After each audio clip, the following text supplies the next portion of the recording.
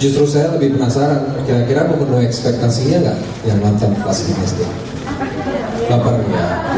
Kalau buat kami sih udah agak bingung ya, karena kami terlibat pembuatan, prosesnya kami lihat semua. Jadi kalau ditanya udah campur aduk, justru sebenarnya sangat beruntung yang nonton hari ini, karena rasanya pasti lebih spesial dibandingin kita nonton, karena kita ikut terlibat jadi banyak. Jadi lebih penasaran sebenarnya sesuai ekspektasi ya sih. Jadi ditanya balik gitu ya sama Niko? Tanya balik sih, tanya balik. Ya. Tetap ya kamu pesan dan kesannya itu, hey. Oh by the way, sebelumnya saya minta maaf terlebih dahulu kepada rekan-rekan wartawan yang masih ada di depan, masih melakukan sesi pemotretan. Tenang aja, nanti kita masih bisa foto-foto. Kita waktunya sekarang fokusin dulu untuk bertanya-tanya. Mohon maaf ya, nanti kita foto-foto lagi. Silakan, mungkin tadi selain ekspektasi, apa pertanyaan kamu, sayang? Dini. Oh, Dini. Hai. Rasa deg-degan panas banget ya? Deg-degan. Pasti deg-degan. Pengen ngulang-ngulang terus kali Oh, ya? kita sengaja disalah-salahin ya.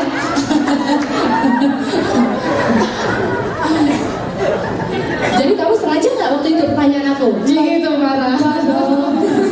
Enggak dong ya, one take oke ya, insya Allah, amin. Oke, kalau gitu sudah terjawab? Nggak? Siap. Ada lagi yang ingin bertanya di yang di depan sekarang. Hai.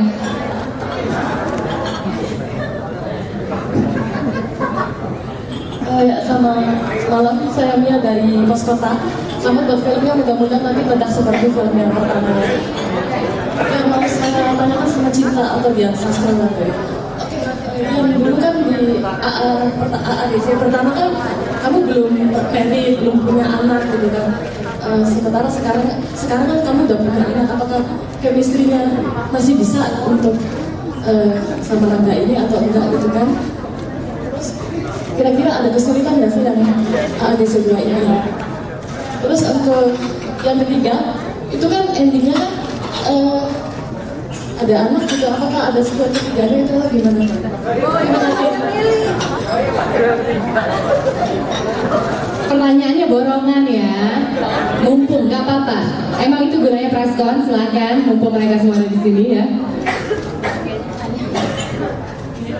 Yang nanya kayaknya sampai keringetan ya Mbak ya nanyanya. Kebaperan banget atau gimana sih Mbak? Oke, pertanyaannya waktu AADC 1 itu kan saya emang belum nikah, belum berkeluarga, dan saya bisa bangun chemistry dengan kolega saya, teman main saya, Niko maupun sahabat-sahabat geng Cinta. Dan ternyata kayaknya yang namanya chemistry itu once kita udah pernah dapetin, kayaknya tuh nggak bisa hilang deh kayaknya. Setiap kali ketemu kita kayak familiar aja gitu. Kayak Mbak mungkin punya keluarga yang kalau ketemu lebaran doang punya nggak? Sepupu gitu, ada kan? Setahun tuh nggak sempat ketemu orang, masing-masing pekerjaannya juga ribet, mungkin nggak ada acara kumpul-kumpul sepupu. Tapi setiap kali lebaran ketawa-ketawanya dan nyambungnya sama aja kayak dari waktu masih kecil kan gitu loh, karena mungkin kenalnya emang dari kecil, dari zaman kita masih kecil-kecil lah gitu, masih sekolah. Sekarang udah dewasa pun ketemu juga masih familiar. Kayaknya itu deh rasanya saya sama teman-teman saya, maupun termasuk sama Niko gitu ya. Kayaknya tuh kayak gitu. Ya, jadi once you have chemistry, kayaknya ya you just pick things up aja. Oke, puas. Oke, terjawab ya pertanyaannya, silakan. Oh, satu lagi apa tuh? Oh, kesulitan ya? Sorry? Oh, sequel. Oh gitu, ceritanya nanti lanjut gak nih, nikah apa enggak gitu ya? Itu pertanyaan. Tapi tadi tahu kan bayinya siapa sebenarnya kan? Ya kita lihat deh ntar ya, ada yang ketiga apa enggak ya? Soalnya belum kawin kan? Siap, terjawab ya Mbak ya. Baik, ada pertanyaan berikutnya, silakan. Masih mungkin yang di sampingnya? Teman-teman yang di depan boleh nggak saya minta tolong duduk supaya yang di belakang bisa lihat ke sini, misalnya kesian. Betul. Kan masih Duduk. nanti masih ada lagi kok waktu. Sorry ya. Baju merah Biar kita sama-sama konsen, saya kadang-kadang nggak dengar. Pakai baju putih, Kata kamera juga. beserta kameranya juga nggak fair dong buat yang belakang. Turunin pendekin dikit masih kena, masih Iya, masih iya. di atas kepalanya teman-teman yang depan. Mas, Maaf banget, maaf banget. bisa dipendekin. Nah, Lagi, nih yang sini nih yang kanan tuh yang tadi yang baju merah tadi tuh, yang baju merah tuh. Semua dikit pendekin. Iya udah pendekin Iya, pendekin aja aja. dulu. Mau maju ke depan nggak mau. Sama minta maaf, fotonya boleh nanti nggak? Karena suara kritiknya membuat kami nggak bisa mendengar. Saya janji kita nggak kemana-mana, nanti bisa foto dan masih ada juga one on one. Terima kasih banyak. Ya, selamat sore, saya Reza dari News SCTV Indonesia. Pertanyaan untuk Mbak Mira, Mbak, untuk AADC 2 ini kan Alia tidak bisa bermain. Kenapa lebih memilih untuk mematikan peran Alia atau tidak memilih talent lain yang mungkin wajahnya mirip dengan Alia dan mungkin kan sebagian orang besar juga mungkin sudah lupa dengan wajahnya sehingga muncul kembali di akhir juga. Kemudian untuk pertanyaan yang kedua untuk Mas Riri dan juga Mbak Mira, kalau untuk AADC 2 ini target atau estimasinya berapa jumlah penonton di Indonesia khususnya? Terima kasih. Ketika di awal kami mau melanjutkan, terus terang kami berpikirnya memang Alia ada. Terus sekalian maaf ya suara saya lagi agak hilang.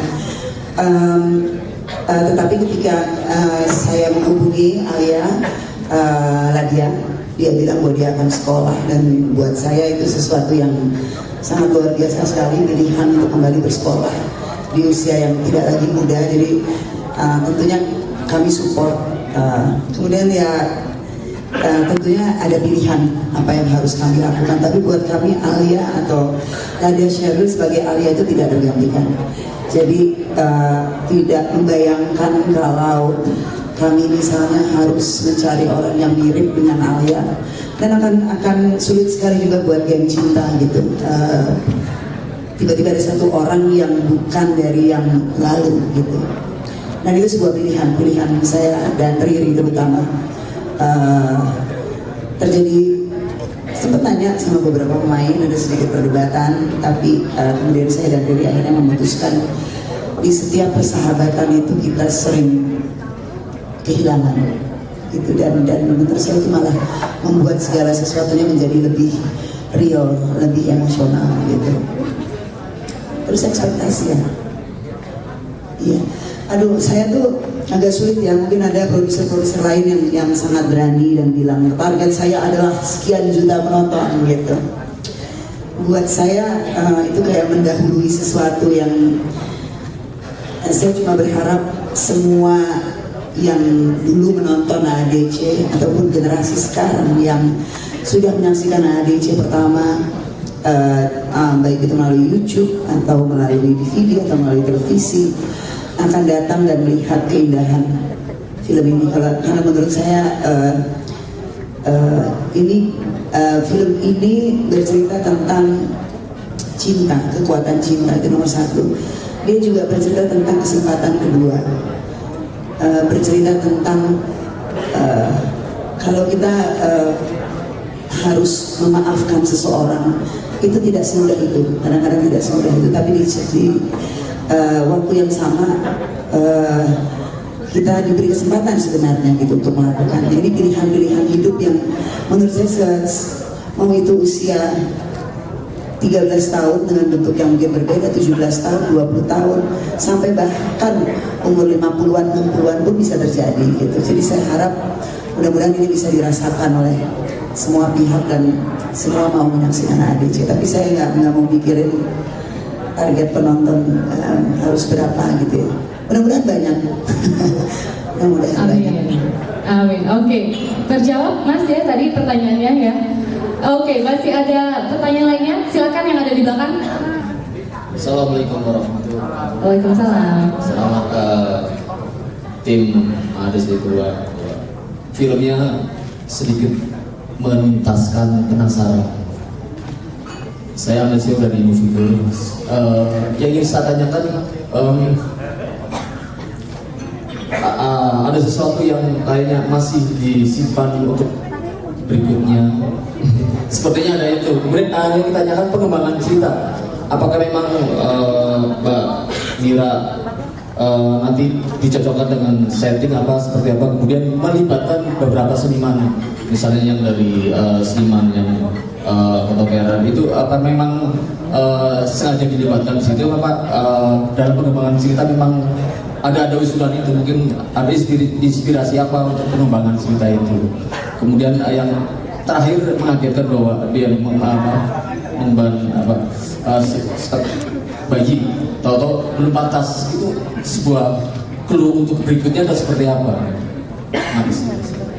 Oke, terima kasih Mas atas pertanyaannya. Untuk Mbak Mira atau Mas Riri mungkin? Jogja itu kota yang sangat dekat, terutama mungkin bisa dibilang sejak 8 tahun terakhir terutama ya, walaupun sejak petualangan Sherina saya sudah kenal dengan Mas Butet dan Mas Jadu, tapi melalui beliau kami jadi berkenalan dengan banyak sekali orang di Jogja, dan Jogja meninggalkan berbekas yang sangat dalam, terutama ketika kami merasa perlu terisi jiwa raga dan terutama dari seniman-seniman ini gitu. Mereka sangat down to earth, sangat suka berbagi. Jadi saya dan Riri sebenarnya dari awal memutuskan memang ingin syuting di Jogja gitu. Tapi kemudian ketika proses penulisan kami mengunjungi Jogja mungkin dalam riset 3 kali barangkali. 3 kali ketemu dengan berbagai seniman, jadi memang sudah ingin melibatkan dan memperlihatkan Jogja hari ini itu seperti apa, Jogja yang mungkin belum terpotret oleh film-film Indonesia lain, karena kebanyakan Jogja diambil itu sebagai set masa lalu biasanya, padahal Jogja yang sekarang itu sangat dinamis, sangat artistik, dan orang-orangnya itu sangat-sangat kreatif gitu, dan menurut saya ini menjadi tempat yang sangat tepat untuk sebuah pertemuan, sebuah reuni gitu. Tapi mungkin Riri bisa menambahkan. Ya intinya sebenarnya kalau soal cerita kita melihat apa yang mungkin membuat pertemuan kembali ini menjadi sesuatu yang bermakna, dan apapun yang mereka lewati itu adalah sesuatu yang bermakna bagi cerita mereka, menjadi kayak cerminan dari perasaan mereka, dan pada saat yang sama adalah hal-hal yang kita bayangkan akan menggelitik bagi Rangga dan Cinta. Kan kita punya latar belakang yang cukup panjang, siapa Rangga, siapa Cinta, apa yang menggelitik buat mereka itulah yang kita bawa, yang membawa mereka ketika mereka berada di Jogja. Itu sih yang paling pasti. Terus yang kalau tadi soal di akhir itu ada bayi, saya pikir ya memang semua cerita sebenarnya, semua cerita itu bisa ada akhir, tapi apapun itu selama kita masih hidup ya, itu masih mungkin ada sesuatu lagi yang lain terjadi, dan itulah yang sebenarnya menjadi menarik dalam hidup gitu ya. Ini bukan hanya di film Ada Apa Dengan Cinta, tapi dalam hidup pun kita selalu bertemu lagi dengan situasi yang baru, dengan orang yang baru gitu. Tapi saya senang karena film ini mulai sudah menjadi bagian dari perasaan banyak sekali orang gitu, dan mudah-mudahan itu yang membuat kita jadikan film ini Ada Apa Dengan Cinta 2 ini menjadi penting dalam hidup kita gitu. Jadi bisa dibilang biar ada surprise-nya nanti gitu ya Mas ya, just let life surprise you gitu ya Mas Riri ya. Oke, kalau gitu terima kasih pertanyaannya. Ada pertanyaan lagi yang yang masih di belakang juga, silakan. Halo, saya Ali Sofi. Halo. Dari Majalah Hai. Saya mau tanya pertama nih untuk Mbak Mira tentu saja, soal pertemuan ini yang dengan kerumitannya. Sebuah pertemuan ini tuh isunya perpisahan yang 9 tahun itu tuh kayaknya hanya ekonomi, sedangkan di yang pertama ekonominya Rangga dan Tata ini. Kemudian kalau yang di pertama ini jadi agak membandingkan sih, isunya kan agak lebih rumit ya, ada di selipan itu ada KDRT-nya Alia, kemudian tapi tadi sudah ada yang menanyakan, sudah dibunuh karakternya. Kemudian ada isu juga politik soal ayahnya Rangga yang garis kiri gitu kan. Tapi saat ini ya isu itu memang cuma ekonomi aja. Kedua tadi sisi ya kenapa hanya isu itu sih yang ditampilkan. Ini yang kedua mau tanya Mbak Meli sih, sebenarnya ada di adegan yang pertama tuh nge-hook banget banyak beberapa, tapi di sini ada juga sih satu bagian itu cuma pengen nanya proses kreatifnya aja untuk bikin lagu-lagu itu sendiri seperti apa, apakah melihat naskahnya dulu atau memang setelah filmnya ada? Itu aja untuk musik. Terima kasih. Oke, thank you.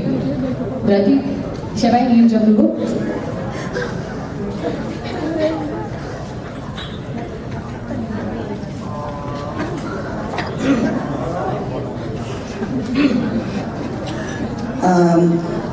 Saya pikir kalau ini urusan mereka sudah bukan urusan remaja, itu nomor satu. Tapi urusan ke komplikasi dalam relationship itu menjadi fokus cerita gitu ya. Kalau mungkin ada yang berpikir ini cuma urusan ekonomi, itu kan cuma yang keluar dari kata-kata Rangga. Ini jauh dari itu. Maksudnya banyak sekali orang yang membayangkan manusia itu kalau hidup di luar negeri seringnya digambarkan kaya raya, digambarkan tinggal di kota yang gemerlap, digambarkan sebagai orang yang berhasil meraih mimpi. Dan saya pikir banyak sekali orang berpikir itulah yang akan terjadi. Tapi pada kenyataannya tidak pernah demikian, gitu. Bahwa seseorang tinggal di luar negeri itu tidak mudah, banyak sekali yang harus melalui perjalanan yang panjang, dan itu yang ingin kita tekankan tanpa harus menjelaskan bahwa ini cuma persoalan ekonomi gitu. Rangga